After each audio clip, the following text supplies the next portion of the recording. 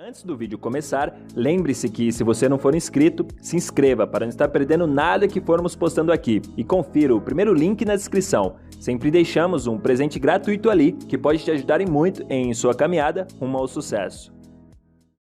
Muitas pessoas lhe dirão como sair das dívidas, mas você precisa saber como usá-las para seu benefício. Muitas mentiras são impostas pelos ricos sobre os pobres e a classe média. Podemos ver alguns padrões de mentiras impostas a essas pessoas no livro Pai Rico e Pai Pobre. Todas essas ideias erradas de investimento, dinheiro e dívidas vêm da mesma mentalidade. Economizar dinheiro, viver abaixo de suas possibilidades. Isso remete ao medo do dinheiro que muitas pessoas têm por simplesmente não saber como ele funciona.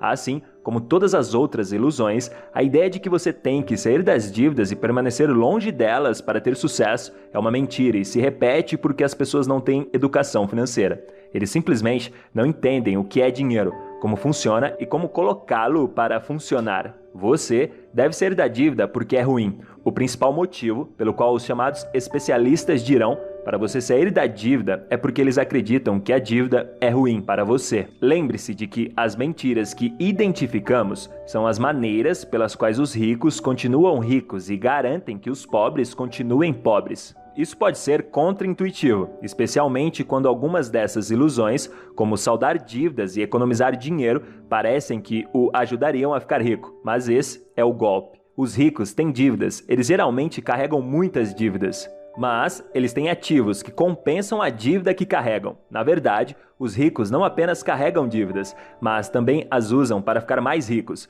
Os ricos sabem que se todos entendessem a dívida e como usá-la para ficar rico, eles teriam mais competição pelos ativos que compram com essa dívida para ganhar muito dinheiro. Os ricos e chamados especialistas financeiros também acham que são as pessoas mais inteligentes do mundo. Então, eles pensam que, para a maioria das pessoas, a dívida é ruim. Porque, para eles, a maioria das pessoas é estúpida demais para usar a dívida da maneira certa para enriquecer. Mas eles falam com muita hipocrisia. Eles falam sobre como a dívida é ruim e como você deve sair dela. Mas também ganham dinheiro vendendo coisas para pessoas pobres e as criticam quando elas compram com um cartão de crédito. Porém, os próprios ricos pedem empréstimos ou usam cartões de crédito para pagar coisas como carros, férias, roupas, TVs, casas e muito mais. Em última análise, a diferença entre ricos e pobres quando se trata de dívidas é entender a diferença entre dívidas boas e dívidas ruins. O projeto Pai Rico existe para ajudar a nivelar o campo de diferença entre ricos, pobres e suas dívidas. Queremos ensinar a você a diferença entre dívidas boas e dívidas inadimplentes. Saia de dívidas inadimplentes e contraia dívidas boas. A inadimplência é a dívida que o torna mais pobre, como dívidas de cartão de crédito, empréstimos para automóveis e muito mais. Esse é o tipo de dívida usado para comprar passivos. Ironicamente, essa é a dívida com a qual aqueles que dizem que a dívida é ruim ficam ricos vendendo aos pobres. Boa dívida é a dívida que o torna mais rico, como um empréstimo para uma propriedade de investimento ou para a compra de um equipamento para o seu negócio que lhe trará retorno. Este é o tipo de dívida usado para comprar ativos. Os ricos usam esse tipo de dívida para comprar ativos ou criar produtos que vendem aos pobres, que muitas vezes contraem dívidas inadimplentes para comprá-los. Um exemplo fácil de boa dívida são minhas propriedades imobiliárias. Ao obter um empréstimo do banco, posso comprar um imóvel com apenas uma pequena porcentagem do bolso, no máximo 20%, mas às vezes muito menos. Em seguida, alugo esse imóvel e meu inquilino paga o custo da dívida enquanto põe dinheiro no meu bolso. Por exemplo, no mercado imobiliário, posso comprar propriedades de investimentos com dívidas. O banco vai me dar um empréstimo de 80% do preço de compra, enquanto eu só tenho que usar o meu dinheiro ou de outra pessoa por 20% do preço de compra. Meu trabalho é encontrar um negócio que pague ao banco os juros de 80%, ao mesmo tempo que forneça um retorno decente sobre meus 20%. Então, usando matemática simples, se eu tiver 100 mil dólares em dinheiro, eu poderia comprar uma propriedade por 100 mil dólares que gera 800 dólares por mês em fluxo de caixa, um pouco mais de 9% de retorno anual. Ou eu poderia usar uma boa dívida para comprar 5 propriedades de $100.000. O banco me emprestaria $80.000 para cada propriedade e eu dividiria meus $100.000 em 5 adiantamentos de $20.000. Com juros de 5%, o pagamento dos empréstimos seria em torno de $500. Portanto, meu fluxo de caixa em cada propriedade seria de $300 por mês, 800 em aluguel, 500 em pagamento de dívidas, igual $300 por mês, para um total de $1.500.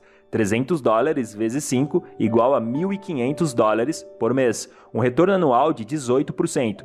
Isso é o dobro do que se eu só tivesse usado meu próprio dinheiro para investir. O negócio é o mesmo que o exemplo imobiliário. Você tem uma boa dívida que se paga. O fluxo de caixa do seu negócio cobre a dívida e gera a receita. Essa receita pode ser transformada em mais dívidas boas para criar mais fluxo de caixa. Fomos ensinados a pensar em dívida como uma palavra ruim de 6 letras, mas não precisa ser assim, especialmente quando você tem educação financeira para ver como isso pode funcionar para você. Agora, contrair uma dívida boa pode ser difícil se você cavou um buraco para si mesmo com uma dívida inadimplente, mas não é impossível. Então, sim, é importante sair da inadimplência, mas somente para que você possa começar a investir com dívidas boas. O objetivo não deve ser livrar-se das dívidas de forma completa e definitiva. Como uma boa dívida torna você mais rico. Tem um excelente exemplo de como funciona o conceito de dívida boa.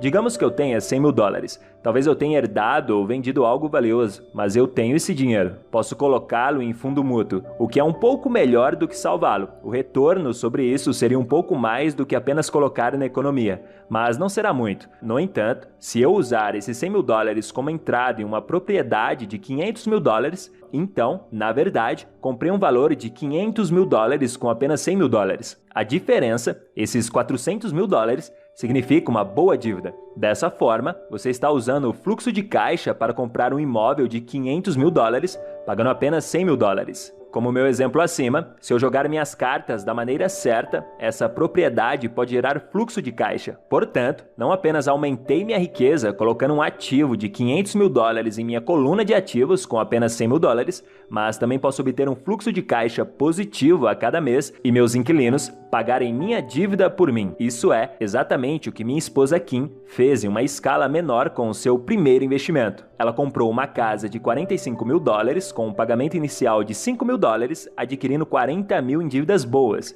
e ela colocou essa propriedade para funcionar. Os inquilinos pagaram a hipoteca e os impostos por ela. Ela estava lucrando ou gerando fluxo de caixa positivo de $25 por mês. Não foi muito, mas foi um começo. Ela usou a mesma prática repetidamente e continuou colocando esse dinheiro para trabalhar. Hoje, ela investe milhões, mas o conceito é o mesmo. Hoje, em vez de acreditar na mentira do saia da dívida, eu o incentivo a aumentar sua educação e começar a aprender como fazer com que uma boa dívida trabalhe a seu favor. E aí, gostou desse vídeo? Lembre-se do nosso compromisso de 3 Cs. Comente, compartilhe e crie. Comente aqui abaixo qual foi a parte mais interessante que você achou desse vídeo. Compartilhe esse vídeo com o seu amigo ou amiga e nos ajude a ajudar o maior número de pessoas possíveis. E crie algo maravilhoso com a vida que Deus já lhe deu. Sucesso sempre, vou ficando por aqui e até a próxima.